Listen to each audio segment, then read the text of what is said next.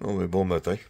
Je vais vous expliquer comment j'utilise mon générateur solaire quand je me lève. Bon, on se lève. Je pars mon café. Bien sûr, le café fonctionne solaire sur l'énergie accumulée ou sur hydro à beaucoup moins cher. Je vous explique.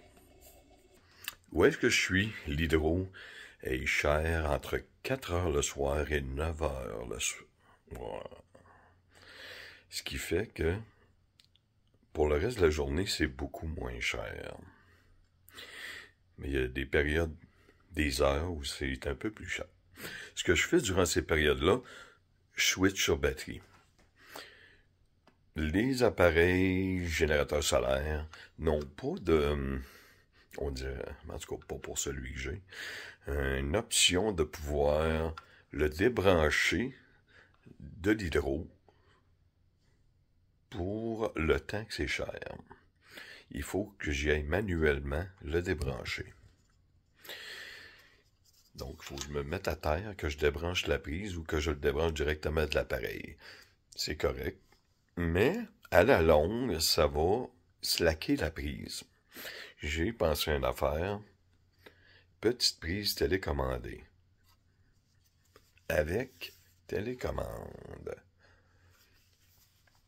Je suis plus obligé de débrancher rien. Bien sûr, quand vous achetez ça, il faut vous assurer que cet truc peut prendre autant de watts. Il y a des limites. Et tout va bien aller. Donc, on commence par ça ce matin. Mon hydro commence à être cher un peu plus le matin. Je vais donc switcher à batterie jusqu'à cet après-midi.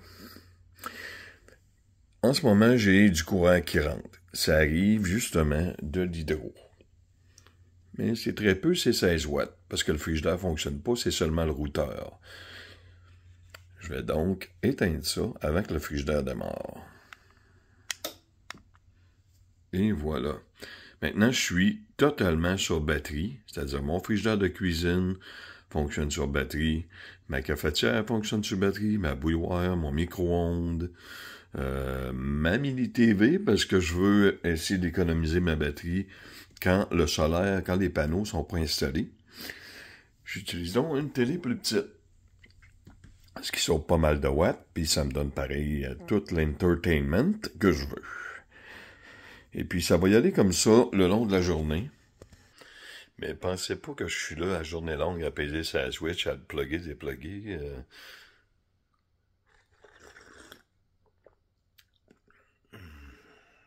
Non, pas du tout. La batterie, celle que j'ai, avec la consommation que j'ai, parce qu'on a toutes des consommations différentes, devrait t'offrir environ 10 heures. Donc j'ai 10 heures d'électricité si je l'ai chargé solaire, complètement gratuit pour la journée dans la maison. S'il n'y a pas assez de soleil, je vais recharger la batterie quand l'hydro va être pas cher. Ce qui fait que je vais l'utiliser quand c'est cher. Donc ça me coûtera le prix du pas cher quand c'est cher. Bien sûr, pensez pas que c'est comme avoir Hydro-Québec dans une boîte, ça ne l'est pas. Vous êtes limité par la capacité de la batterie. Il y a des modèles de ces trucs-là que vous pouvez acheter plusieurs batteries, le rendre plus gros, mais aussi que plus vous en avez gros, plus c'est long à charger. Ça peut être assez long. Donc, il faut plus de panneaux. Ça finit plus à un moment donné.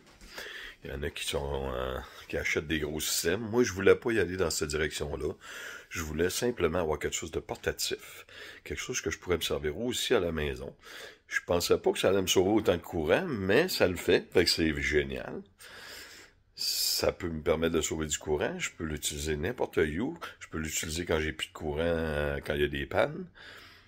Je peux le charger solaire, je peux le charger via l'auto quand je conduis par la prise à l'éther, je peux le charger par l'hydro quand c'est cheap. Puis je peux aussi le charger par une génératrice s'il y a vraiment plus moyen de le charger autrement. Ben j'ai encore ma mini génératrice que j'ai gardée finalement, une génératrice à gaz. L'avantage de ça, par exemple, quand vous utilisez une génératrice à gaz,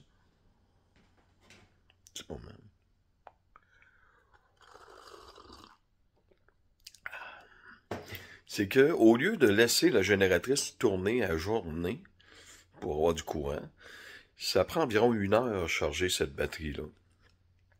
Donc, vous faites tourner la génératrice à gaz pendant 1 heure, vous rechargez votre générateur solaire, et puis vous en avez encore pour 10 heures si vous faites attention. Ça sauve énormément de gaz. Je suis plus obligé d'aller chercher du gaz tout le temps pour la maudite génératrice. Je chauffe du kilométrage sur l'auto. Je chauffe des changements d'huile. J'use moins mes pneus si je veux y aller assez fort, là. Je chauffe du temps. Je chauffe de l'argent. C'est ça la magie des générateurs solaires. Bien sûr, si vous en avez un petit, vous allez sauver petit. Si vous en avez un plus gros, vous allez sauver plus. Plus c'est gros, plus c'est long à charger. Faut pas oublier ça. Donc, pour compenser le temps de recharge, il faut avoir plus de panneaux. Un petit moment.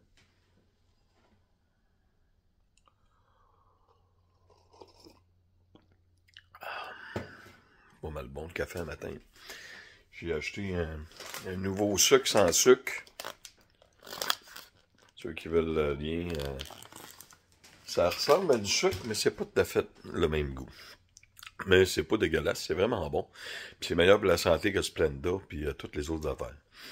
OK, fait que c'est ça.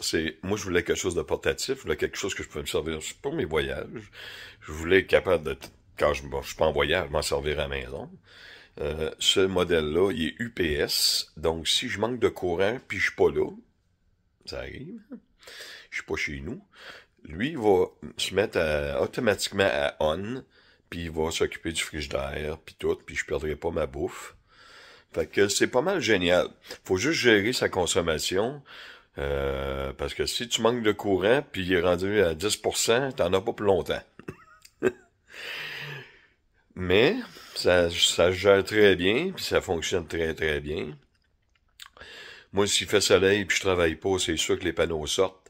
Puis je suis toute la journée que je peux faire marcher la grosse télévision 50 pouces gratis qui tire 150 watts. Le frigidaire de la cuisine va marcher. L'ordinateur va marcher là-dessus. Le laptop, le micro-ondes, la bouilloire. J'ai acheté une bouilloire plus petite pour vider ma batterie moins vite. Puis il y en a qui vont dire, ouais, mais elle va marcher plus longtemps, ta bouilloire. Puis, ben non, écoute, c'est juste peut-être 1 minute de plus. Ça me fait exactement la même affaire. J'utilise 700 watts au lieu de 1600 watts. Pourquoi je paierais dans le vide, tu sais? Fait que, c'est génial, j'adore ça. Je suis rendu accro. Les gars à job, ils me posent plein de questions là-dessus. Ça fonctionne super bien. L'investissement a été de 269 pour chaque panneau, mais ils sont en spécial en ce moment à 220. C'est des panneaux 200 watts de Renogy. L'appareil lui-même, je l'ai acheté en spécial quand il est sorti à 1049. Le câble, 50$. Puis that's it. J'ai du courant autant que je veux. Limité par la batterie, limité par s'il y a du soleil. C'est pas Hydro-Québec dans une boîte d'un pied par 9 pouces, là. Mais je chauffe beaucoup sur mon hydro.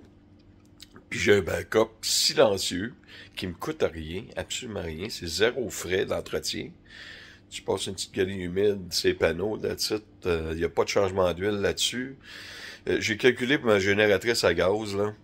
Ça revenait à 1,80 de l'heure à rouler en gaz et en entretien. J'ai mis les deux ensemble. C'est un changement d'huile aux 40 heures.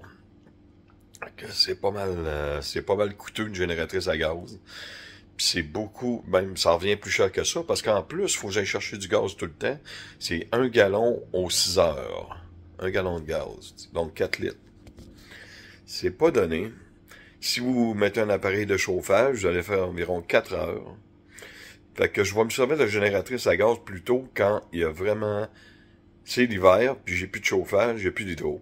Là, je vais me servir de génératrice à gaz. Je vais en même temps recharger mon générateur solaire s'il a baissé. Puis je vais pas... je vais juste m'en servir pour le chauffage pratiquement, pour la génératrice à gaz. Puis le reste...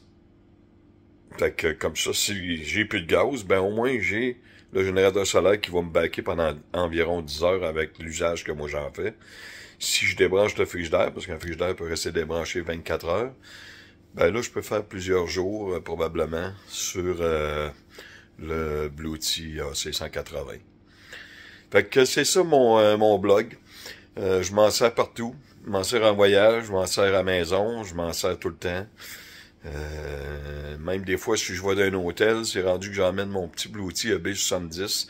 En cas, je manque du courant dans l'hôtel, ben je suis pas mal pris. Je vais être capable d'écouter la TV pareil, je vais être capable de tout faire pareil, avoir le câble pareil, tout va marcher. C'est le fun. Ben, bonne journée tout le monde, puis j'espère que vous allez en avoir une belle. Moi, la mienne, elle va être loadée.